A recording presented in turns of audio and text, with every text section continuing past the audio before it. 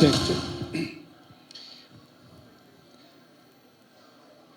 Last 23 இயர்ஸாக என்னோடய life வந்து பேசுகிறதுல மட்டும்தான் இருந்திருக்கு. Because I'm an RJ by profession. நான் ஒரு ஆர்ஜேவாக நிறைய மேடை ஏறியிருக்கேன்.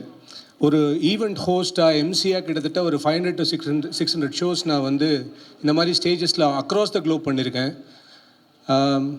டைரக்டராக 2 படம் டைரக்ட் பண்ணியாச்சு. வெப் சீரிஸ் ஒன்று பண்ணிவிட்டேன். இப்போ என்னோடய 3வது படத்துக்கான வேலை நடந்துகிட்ருக்கு. பட் ஃபஸ்ட் டைம் இந்த மேடை எனக்கு ரொம்ப ரொம்ப இம்பார்ட்டண்ட்டாக தெரியுது. ஏன்னா என் வாழ்க்கையில் என்னோடய தமிழுக்காக லிரிசிஸ்டாக நான் ஏறின முதல் மேடை இது தான். ஸோ எனக்கு அது ரொம்ப ஒரு சந்தோஷத்தை கொடுக்குது. அது ஃபஸ்ட்டுனா இன்னும் நிறைய ஃபஸ்ட் இந்த படத்தில் எனக்கு இருக்குது. என்னென்னா இந்த படத்தில் நான் மட்டும் பாட்டு எழுதலை.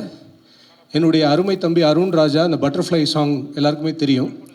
அருண் ராஜா ஒரு 13-14 இயர்ஸ்க்கு முன்னாடி நான் ஏதோ ட்விட்டரில் போட்ட ஒரு ட்வீட்டை பார்த்துட்டு, ஃபேஸ்புக்கில் போட்டு நான் ஸ்டேட்டஸை பார்த்துட்டு, திடீர்னு ஒரு நாள் வீட்டுக்கு அவன் பைக் எடுத்துகிட்டு கிளம்பி வந்து, அண்ணே உனக்குள்ளே ஒரு ரைட்டர் இருக்கான், வா என் கூட கதை எழுதுன்னு சொல்லி என் கையை பிடிச்சி இழுத்துட்டு வந்து என்னை ரைட்டர்னு நம்ப வச்சது அருண் ராஜா. இன்றைக்கி இந்த மேடையில் நான் நிற்கிறேன்னா அதுக்கு ரொம்ப முக்கியமான காரணம் அன்றைக்கி அவன் எடுத்த ஒரு டிசிஷன். ஸோ இன்றைக்கி நானும் அருண் ராஜாவும் சேர்ந்து ஒரு படத்தில் ஒர்க் பண்ணியிருக்கோன்றது ரொம்ப சந்தோஷம் எனக்கு. அடுத்து என் வாழ்க்கையில் நான் சினிமாக்காக எந்த மேடை ஏறினாலும் நான் நன்றி சொல்ல வேண்டிய ஒரே நபர் அப்படின்னா ஜிவி. ஏன்னா 2003 நான் ஒரு ரேடியோ ஜாக்கா. ஜிவி அப்போ தான் வந்து வெயில் படத்துக்கு மியூசிக் பண்ணிகிட்ருக்காரு. அவர் வீட்டில் வந்து ஒரு சின்ன சிடி பிளேயரில் வந்து உருகுதே மருகுதே பாட்டெல்லாம் போட்டு காமிச்சு, இது ரீச் ஆகுமா அப்படின்னு என்கிட்ட கேட்டேன். இப்போ ஜிவியோட ரீச் உங்கள் எல்லாருக்குமே தெரியும், 3 நேஷ்னல் அவார்டு. அண்ட் இதை நான் ரொம்ப கர்வத்தோடு சொல்லுவேன். ஒரு நண்பன்றதை தாண்டி ஜிவி எனக்கு ஒரு மென்டார் இன் மை லைஃப். நான் அப்படி தான் ஜிவியை பார்ப்பேன். பட் ஜிவி எப்பயுமே the same GV to me. அந்த 2003 to 2026 ஒன்றுமே சேஞ்ச் ஆகலை. ஜிவிக்கும் எனக்கும் அந்த ஈக்குவேஷன்ஸ் அப்படியே இருக்குது. பட் இந்தியாவிலே எல்லா ஜானர் படங்களுக்குமே மியூசிக் பண்ண தெரிஞ்சு அதை ஹிட்டு கொடுத்த ஒரே மியூசிக் டைரக்டர் ஜிவி மட்டும்தான், இப்போ இருக்கிற ஜெனரேஷனில் நான் சொல்கிறேன். ஸோ அந்த அளவுக்கு டேலண்ட். அண்டு சொல்லிக்கிட்டே இருக்கலாம். வெங்கியோட போன படம் லக்கி பாஸ்கரை நீங்கள் எடுத்துக்கிட்டிங்கன்னா அதுவும் அமரனும் ஒரே நாளில் ரிலீஸ் ஆன படம். 2மே ஜிவி ஸ்டுடியோலேருந்து போன படம். 2மே பிளாக் பஸ்டர்ஸ். ஸோ அந்த குவாலிட்டி இருக்கிற one of the greatest music directors. GV has done so many things in my life. So டெக்னிக்கலாக நான் என்ன பண்ணோம் அப்படின்னா, ரொம்ப ஒன்று கிளீஷேவாக சொல்லணும்னா, உனக்காக நான் உயிரை கொடுக்கணும்பா. ஆனால் நான் உயிரை கொடுத்துட்டேன்னா உன் பாட்டுக்கெலாம் யார் உயிர் கொடுக்குறதுன்ற ஒரு சுயநலம் எனக்கு இருக்குது. அதனால் இன்னும் நிறைய பாட்டுக்கு நான் உயிர் கொடுக்குறேன். And thanks for the opportunity, GV, for all the time. Next, my man, Venky. Venky வந்து என் லைஃப்பில் வந்து எனக்கு கிடைச்ச ஒரு சர்ப்ரைஸ் எக்ஸ்க்ளமேட்ரி மார்க் மாதிரி. ஜிவி மூலமாக எனக்கு தெரிஞ்ச ஒரு எக்ஸ்ட்ராடினரி ஹியூமன் பீயிங். அவர் எல்லோரும் வெங்கி அட்லூரின்னு கூப்பிட்றீங்க. நாங்கள் அவருக்கு வச்ச செல்ல பேர் என்னன்றது உங்களுக்கு தெரியணும். பூக்கி அட்லூரி அப்படின்னு வச்சுருக்கோம்.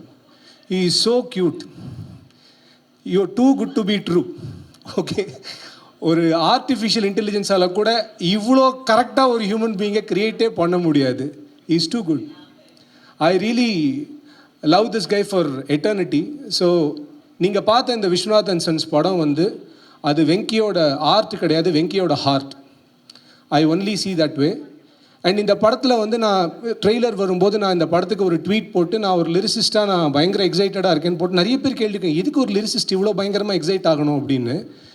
ஏன்னா இந்த படத்தில் இருக்கிற அவ்வளோ நல்ல விஷயத்தை வந்து நான் உள்வாங்கியிருக்கேன். ஏன்னா ஒரு வருஷத்துக்கு முன்னாடி வெங்கி இந்த ஸ்கிரிப்டை எங்ககிட்ட சொன்ன போது, ஸ்கிரிப்டாக படிக்கும் போதே சில இடங்கள் ரொம்ப கண் கலங்கிட்டேன். அவ்வளோ பியூட்டிஃபுல்லான ஒரு writing.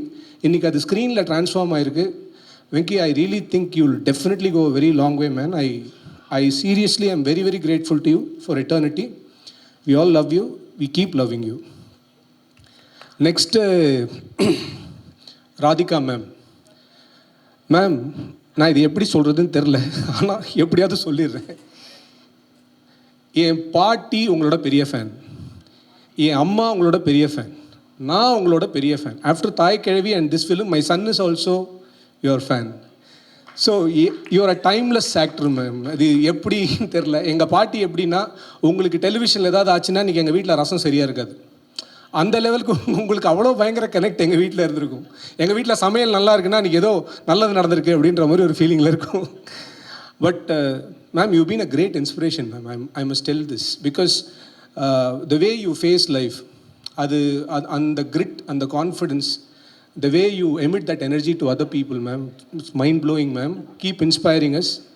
Thank you, ma'am. Thanks for உங்களுடைய நடிப்பில் என்னோட 2-3 வரிகள் இருந்ததுன்றது என் வாழ்க்கையில் ஒரு மிகப்பெரிய சந்தோஷம், ma'am. That I think my life is made because எனக்கு என் பாட்டியோட கனவு இருக்கலாம் இல்லையா, எங்கேயோ ஒரு நாள் என் பாட்டியோட பிளெஸிங் எனக்கு இது கிடச்சிருக்குன்னு நினைக்கிறேன் நான். அடுத்தது மமிதா. மமிதா, ஐ must tell you are one over night Obama man in a good sense. ஏன்னா நிறைய ஹீரோயின்ஸ் நீங்கள் நல்லா கவனித்து பார்த்தீங்கன்னா எப்படி இருப்பாங்க அப்படின்னா, அவங்கள ஃபஸ்ட்டு யங்ஸ்டர்ஸ்க்கு பிடிக்கும், அப்புறம் ஃபேமிலிக்கு, அப்புறம் கிட்ஸுக்கு அப்படி வரும். பட் மமிதா சின்ஸ் இன்செப்ஷன் எல்லாருக்கும் ஒரே டைமில் பிடிச்ச ஹீரோயின் அப்படின்றது ஒரு பெரிய credit. Everyone loves you.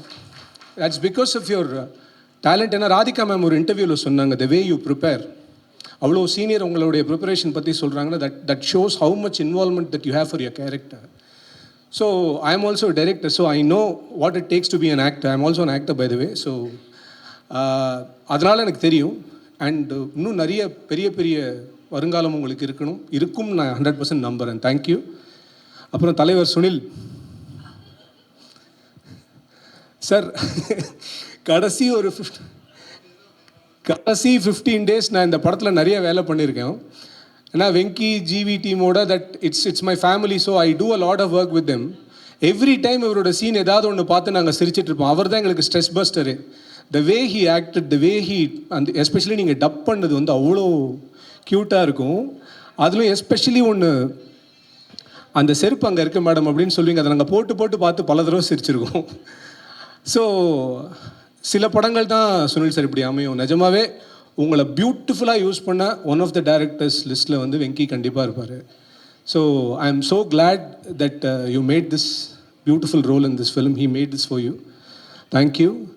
அடுத்தது பவானி சொல்கிறதுன்றது டெக்னிக்கலி பவானி ஃபேமிலி, ஸோ ஜிவியோட தங்க. And I only wish good things to you Bhavani. So Bhavani எப்படி நடிப்பாங்க அப்படின்றது நம்ம எல்லாருக்குமே தெரியும். பட் எனக்கு ஒரு பர்சனலாக சாட்டிஸ்ஃபேக்ஷன்னா, ஒரு சூர்யா சார் முன்னாடி அப்படி ஒரு ரோல் பண்ணுறதுக்கு ஒரு பெரிய கான்ஃபிடென்ஸ் வேணும். And you really did it. And ரொம்ப சந்தோஷமாக இருந்தது பவானி எனக்கு பார்க்குறதுக்கு. ஐ எம் ஸோ கிளாட்.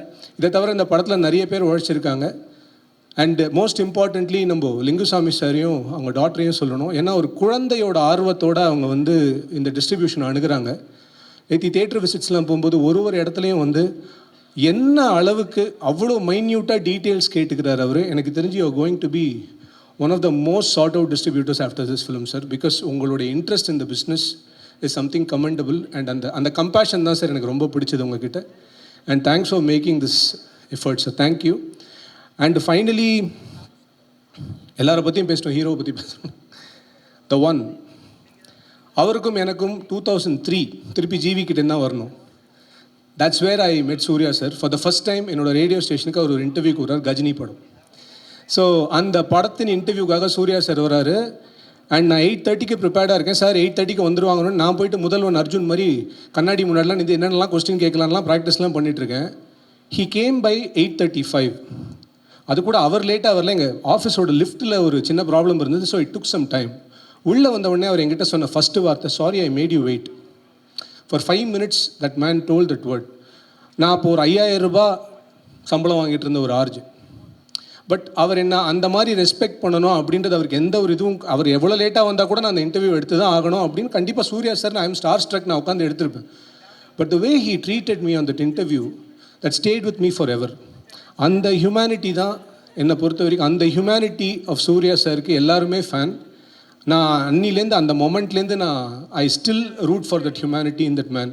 அதுதான் இன்றைக்கி பல்வேறு விதமாக மேனிஃபெஸ்ட் ஆகிருக்கு அவரோட லைஃப்பில் அப்படின்றத நினச்சி பார்க்கும்போது ரொம்ப சந்தோஷமாக இருக்குது. அதுவும் இந்த படத்தில் மக்கள் மிகப்பெரிய அளவில் விரும்பின சூர்யா சாரை மறுபடியும் வெங்கி கொண்டு வந்திருக்காரு. த ஃபேமிலி மேன் சூர்யா சாரை வந்து வெங்கி காமிச்சிருக்காரு. So the love from the theatres, நாங்கள் தேட்டர் விசிட் போகும்போது the way people receive the film, the way people talk to Venky, இது எல்லாமே வந்து கண்ணில் பார்க்கும்போது ஒரு பிரதராக வந்து I really felt so proud bro. You really made it. And Suriya sir மாதிரி ஒரு மிகப்பெரிய ஒரு நட்சத்திரம் இந்த மாதிரியான ஒரு ஜானரில் ஒரு படத்தை பண்ணுறது அப்படின்றது வந்து it takes a lot of grit and guts. And அதை ரொம்ப சிறப்பாக பண்ணி இன்றைக்கி இந்த படம் இந்த அளவுக்கு ரீச் ஆகிருக்கு. ஸோ இப்போ புரிஞ்சிருக்குன்னு நினைக்கிற ஒரு லிரிசிஸ்ட்டாக நான் ஏன் இவ்வளோ எக்ஸைட் ஆனேன் அப்படின்றதுக்காக. அண்ட் இந்த படத்தில் நான் எழுதின 5 பாட்டும் கதையோட பாடல்கள். ஒன்று பால் மழை தூறல்னு ஒரு பாட்டு எழுதினோம் குழந்தை வீட்டுக்கு வரும்போது. அப்புறம் ஏனோ மழை நின்று போனதேன்னு ஒரு பாட்டு. அதுக்கப்புறம் அந்த அம்மாவுடைய இறப்பில் ஒரு பாட்டு வரும். அது என்னை ரொம்ப உடைச்ச ஒரு பாட்டு. Because I was born to a single, I was brought up by a single mother, so I know how tough it is to. அந்த பாட்டு எழுதும்போது நிறைய தடவை நானே கண் கலங்கிட்டேன். பட் படத்தில் பார்க்கும்போது இன்னும் நான் ஐ broke up. அப்படி தான் இருந்தது. அதுக்கப்புறம் கிளைமேக்ஸ் சாங், அதுக்கப்புறம் அருகே வருமான், ஒரு ஜேர்னி மாதிரி இருந்தது. இவங்க 2 பேரும் என்ன பண்ணுவாங்கன்னா, அந்த பாலச்சந்தர் சார்லாம் அந்த காலத்தில் சொல்லுவாங்க, ஏதாவது ஒரு சீன் எழுதிட்டு நடுவில் நாகேஷ் படத்தில் இருந்தாலும் இந்த சீன் நாகேஷ் பார்த்துப்போம் அப்படின்னு எழுதிட்டு போயிடுவாங்க. இவங்க 2 பேரும் இந்த பாட்டு பாலாஜி எழுதிடும் அப்படின்னு விட்டு போயிடுறாங்க. ஆனால் அந்த லெவலுக்கு நம்பிக்கை, அந்த அன்கண்டிஷனல் ட்ரஸ்ட் தான் என்னை இவ்வளோ தூரம் பண்ண வச்சதுன்னு நான் நினைக்கிறேன். தேங்க்யூ. அண்டு இந்த படத்துக்கு இன்னும் பெரிய ஒரு சப்போர்ட் கண்டிப்பாக வரும். நான் கண்டென்ட்டுக்காக இவ்வளோ நேரம் பேசலை, ஆனால் என் மனசுலேருந்து பேசினேன்னு நீங்கள் நம்புவீங்கன்னு நான் நினைக்கிறேன். Thank you so much for the love, and more love is coming on the way, and I wish all the best to every one of you. I really feel this journey is over for me. Hope இன்னொரு ஜர்னியில் நம்ம meet பண்ணுவோம். Thank you Venki, and thank you all. Thank you.